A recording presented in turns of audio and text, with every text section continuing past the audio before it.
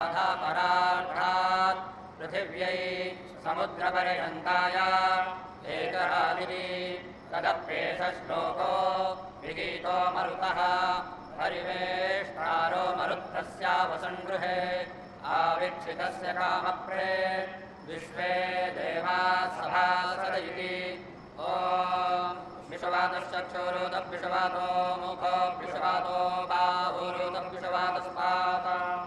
सम्बाहुभ्याङ्गमनि सम्पत्प्रेर्याव भूमि गणयन् देव एकः ॐ दाशरथाय विद्महे सीतावल्लभाय धीमहि तन्नो रामः प्रचोदयात् ॐ नमो भगवते उत्तमश्लोकाय नमः आर्यलक्षणशीलप्रदाय नमः उपशिक्षितात्मनुपासितलोकाय नमः साधुवादिकशरणाय नमो ब्रह्मण्यदेवाय महापुरुषाय महाराजाय नमः श्रीमद्भगवच्चरणचञ्चरीक